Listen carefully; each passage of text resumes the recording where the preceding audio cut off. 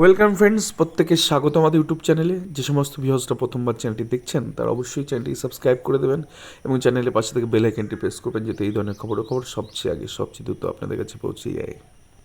তো আজকে যে বিষয় নিয়ে আমরা কথা বলবো সেটা হচ্ছে এ কেমন রায়। 3929 মামলার অর্ডার কপিতে এখনও কি আশা আছে প্রার্থীদের?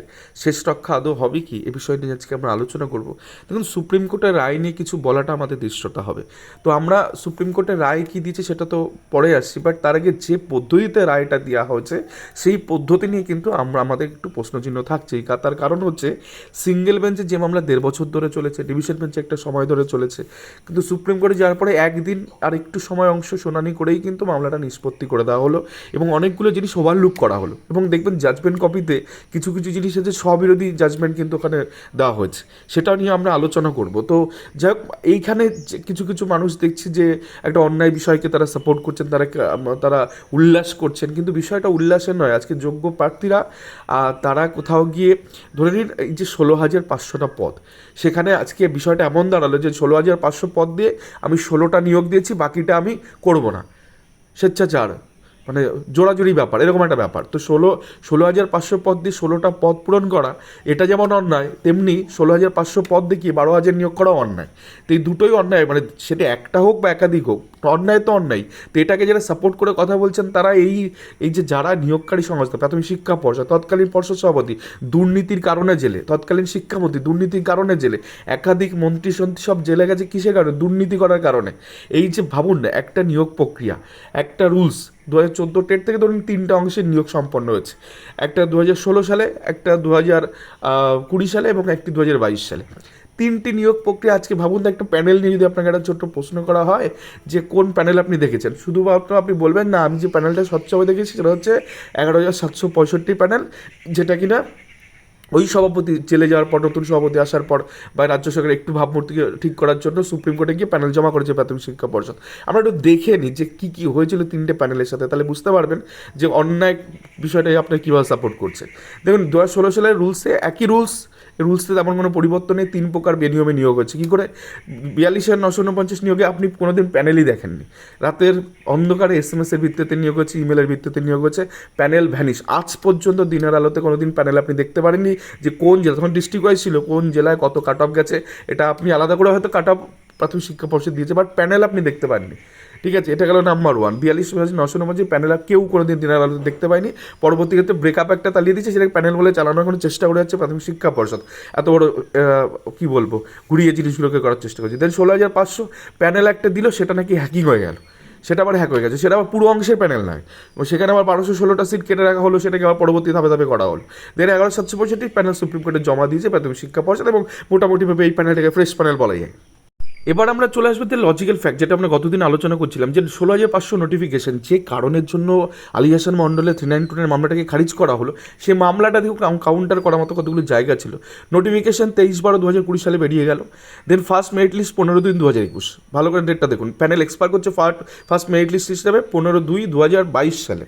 তো সেক্ষেত্রে আলী হাসান মণ্ডলের মামলাটা কবে করা? 20/5/2022। সেক্ষেত্রে প্রথম মেধা তালিকা হিসাবে ঠিক আছে যে আমার এখানে আমি মামলাটা তার পরে গিয়ে করা, বেশ ভালো কথা। কিন্তু 478 অফলাইন প্যানেল, 478-এর যে প্রার্থীদের যে অফলাইন প্যানেলে যেটা বেরিয়েছিল, যেহেতু 15/11/2021, আজকে যদি এটা প্যানেল এক্সপায়ার হতো তাহলে কিন্তু মানে এর যে প্যানেলের ভ্যালিডিটি সেটা এক্সপায়ার হচ্ছে 15/11/2022।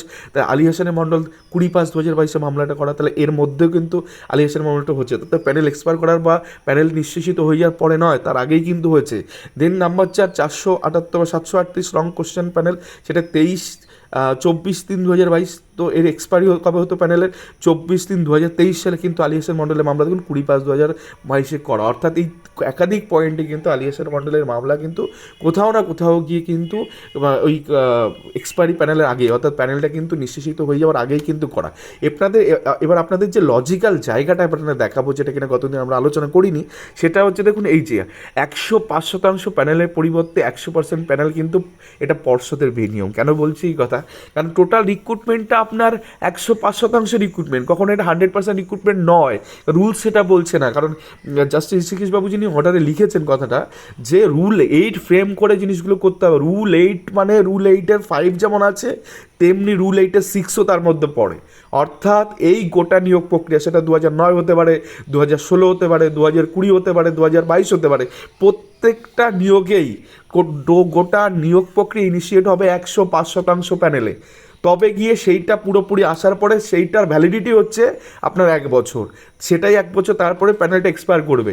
আজকে প্যানেলটা ভাবুন না, আজকে 100% প্যানেলের জায়গায় যদি মানে 105% প্যানেলের জায়গায় যদি 100% প্যানেল দেয়, সেটাও অবৈধ, সেটাও বেনিয়ম, কারণ পুরোটাই নিয়োগে আপনি রুলসে এক কথা বলছেন। রুলসে কী আছে আমরা একটু দেখে নিই। An additional panel of 5% general scheduled caste, scheduled tribe, OBC A, OBC B, exempted, ex-servicemen, physically handicapped candidates shall be prepared in the same manner as referred into the sub-rule 5B তার 1 sub-rule 8, অর্থাৎ rule 8-এর মধ্যেই 5-এর B clause তার 1-এ যেটা লেখা আছে, তো এটা কিন্তু রুল 8-এর মধ্যেই, অর্থাৎ গোটা প্রক্রিয়াটা ইনিশিয়েট হবে 105% প্যানেলে। স্কুল সার্ভিস কমিশনের ধরুন একটা নিয়োগ প্রক্রিয়া আছে, আপনাদের বোঝানোর সুবিধাতে এটা বলছি, তাতে 100% থাকবে এবং সেখানে একটা অংশ ওয়েটিং লিস্ট থাকবে। বলুন তো আজকে যদি ভাবুন না রুলসটা মানে কীরকমভাবে বিষয়টা হবে, আপনি শুধু টোটালটা নিয়োগ করে আপনি ওয়েটিং থেকে কাউকে নিলেন না, থার্ড পেজ সেকেন্ড পেজ এরকমভাবে কিছু আসলোই না, ব্যাপারটা কেমন চলে যাবে। স্কুল সার্ভিস কমিশনের ক্ষেত্রে যেমন ওয়েটিং লিস্ট থাকে, প্রাইমারি ক্ষেত্রে এবং 5% ওয়েটিং থাকে। আজকে কোথাও গিয়ে 5% অ্যাডিশনাল পেলে না দেওয়াটা গোটা প্রক্রিয়াটা সম্পূর্ণ হওয়া বলে না। আজকে 105% না দিয়ে 100% দিয়ে যেমন অন্যায়, আজকে 105% না দিয়ে 1% দেওয়া তো তেমনই অন্যায়। আমি বলছি যে রেশিওটা মেনটেন করার বিষয়টা বলছি, অর্থাৎ এই 5% কিন্তু কোথাও গিয়ে বুমেরাং হতে পারে প্রাথমিক শিক্ষা পর্ষদে। কারণ ঋষিকেশবাবু তার অর্ডার কপিতে এটা লিখেছেন যে রুল 8 মোতাবেক সমস্ত কিছু করতে হবে। রুল 8(6)-এ 5% অ্যাডিশনাল প্যানেলের কথা বলা আছে।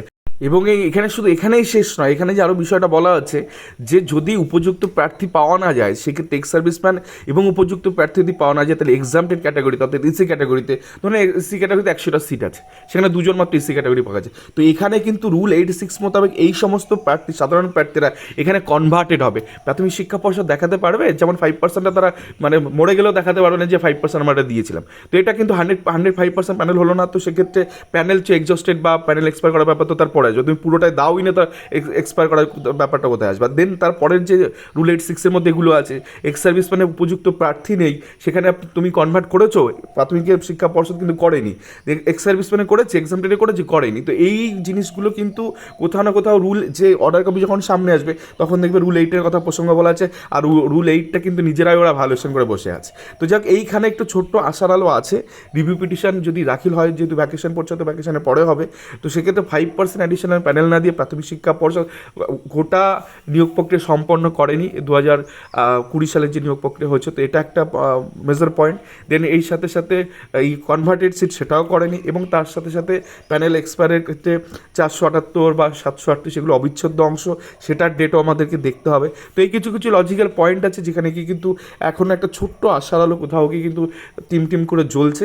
এছাড়া 5% অ্যাডিশনাল প্যানেল নিয়ে যদি কেউ বর্তমানে হাইকোর্টে অ্যাপিয়ার হয়, সেক্ষেত্রে কিন্তু যদি ডিলে অফ কন্ডোনেশনে খারিজ না করে মামলা, তাহলে সেই মামলা কিন্তু গুরুত্ব আছে। তার কারণ হচ্ছে ডিলে অফ কন্ডোনেশন এগুলো অনেকটা সময়, মানে মেন প্যানেল এক্সস্টেড হয়ে যাওয়ার পরে 5% প্যানেলে হাত দেওয়া হয়।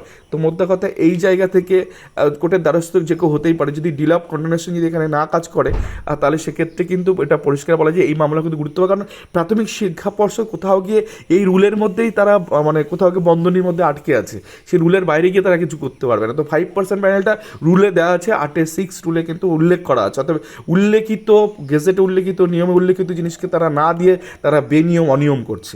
তো সেই বিষয়গুলো কিন্তু সিঙ্গেল কোর্টেও, সিঙ্গেল বেঞ্চেও কিন্তু তোলা যেতে পারে হাইকোর্টের ক্ষেত্রে, এবং সুপ্রিম কোর্টের রিভিউ অ্যাপ্লিকেশনে অবশ্যই তো এই বিষয়গুলো তোলা যেতে পারে। তো এই ছিল ছোট্ট একটা লজিক্যাল আমাদের ছোট্ট চ্যানেলের পক্ষ থেকে একটা বিষয়। আশা করি বিষয়টা আপনাদের ভালো লেগেছে, আর ধন্যবাদ সকলকে।